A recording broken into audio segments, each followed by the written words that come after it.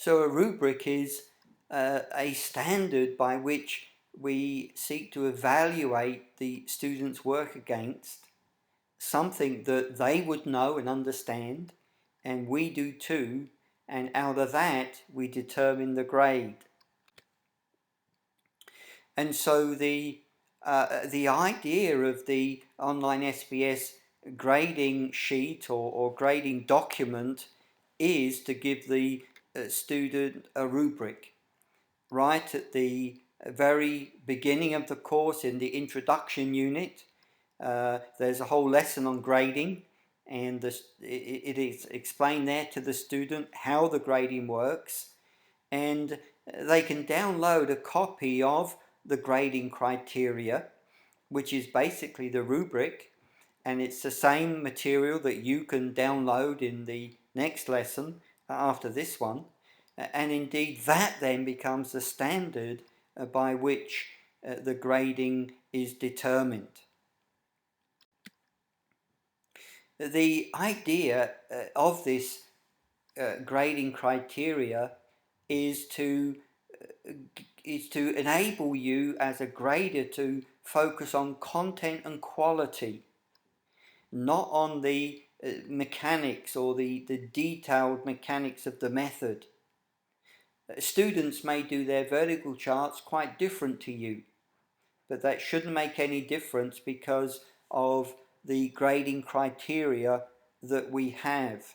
Now, certainly the grading criteria, when you come to read it, may be a lot longer than you're used to, a few pages, but once you've read it through, you'll see very quickly there's a pattern of different qualities of work related to the different letter grades and number grades. And once you understand them, I think you will find it quite easy to be able to evaluate the student's work. And as I said previously, it's my desire you can enter into the joy of their discovery, not wrestling over one or 2 points. And so when it comes to the grading, we don't have rules like they have to do maybe 3 or 4 observations and 2 interpretations for every chart, or that kind of thing. Rather, what we want is you to be able to evaluate against the quality of their work against the rubric. It may be that they have lots of words written, but the quality is very shallow. It may be they don't have so many words written on the outside of their charts, so many observations and interpretations, but as you read them, you realize that the student has worked really hard and has got a lot of insight. And so you can see it has to do with the quality of their work. We do give the students a letter grade in keeping with the U of N grading system. Therefore, it's an A, B, C or D, an F if they're below the 60 mark. But just so the student knows where they stand in that particular range, an A, of course, is 90 to 100, a B is 80 to 89, and so on and so forth. So to let them know where they stand in that, we give, in the letter grade, there's a plus for a top of that range, and just no addition for the middle, and the minus for the lower end of that range. And all this is pretty standard stuff. I know you'll be familiar with it. And so let me just say again, I want the vertical charts to be useful and meaningful to the students. I don't want our students thinking that at the end, when they got their grade, they want to burn their work because it has no use for them. They may do it different to you, but that shouldn't be a problem. Now, I am going to talk about the non-negotiables for vertical charts that you should look for. This particular diagram here is actually in the coursework. in the Titus module when I begin to teach about how we record our discoveries. And there are a few non-negotiables, and the reason is to make the vertical chart, the worksheet, a valuable tool for them. So for example, the chart would have a portion for every paragraph, and the paragraph title and reference will be at the top of every one of those boxes. I think this is pretty obvious for why that is. The box will be proportional in size. Let me have it a bit larger on the screen here. The box will be proportional in the size to the paragraph, and the reason is obviously bigger paragraphs, you need more space to record your observations inside the box and anything on the outside of the box. We use the insides of the box for further significant observations in that paragraph, and we do want words from the text. This is because this is a fourth observational approach to the text. The first three are observational readings, paragraph titles are observational, and now words inside. So you can see the emphasis is observation, observation, observation, observation, because you have to have good observation for a good interpretation. And so inside the box I may want to lay the text out in ways that they can show chiasms or make connections, and so it doesn't all have to be necessarily in order, but a way that is a visual and helpful representation of the observations of that paragraph.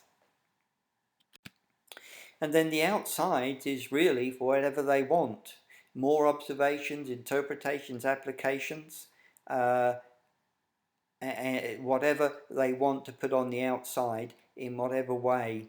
The only thing we ask them is, as I've mentioned already, so that you as the staff are able to coach them, they indicate whether they think what they're writing is observation, interpretation or application. And then you can look at that and you can coach them where necessary. The point is that the chart then becomes a worksheet. This can be done on a computer or in QuickWorks, or they can do it by hand, whatever serves the student the best. I've seen some beautiful artwork on some hand-done charts for creative students, and of course if they do it by hand they can scan them, photograph them and send them to you for grading. If they do it by hand, then of course their work has to be legible. You have to be able to read it. If you can't read it, you can't grade it. At least one application on every chart. We want this because I want the students to be engaging not just with the text and back then, but the now. It may be personal, or it may be more of a broader, wider timeless truth, whatever they want to do, whatever they see there. And we have added the interpretive segment summary. This we found to be a fantastic tool, that at the bottom of the vertical chart they write this summary of what the interpretation is of the whole segment. This is just an excellent exercise, and coming back and reading this, it can be very helpful for them. Let me just say that I don't believe that every vertical chart has to be simply on one page. Ideally, every segment will be represented on one page, but of course segments can be different lengths, and the determination of the length of the segment is not the size of the paper, it's what's in the text. And so if there's a longer segment and it requires the box on one page to be squashed up, then that doesn't help the student use that as a worksheet, because there's simply not enough space to write inside the boxes, or enough space to record what they want to discover and record on the outside. And so I'm fine if that segment has to spill over onto a second page. It's not ideal, but for me, the greater value is having space to write the things they need to write than having that segment all on one page. And so in the next lesson, you'll find the grading criteria on a PDF form you can download in the different paper sizes. There's also that grading criteria has been presented in a rubric like you saw on the video you've just seen. And there's also grading criteria for non-charting assignments. Now, some of the assignments are not the normal vertical charts assignments.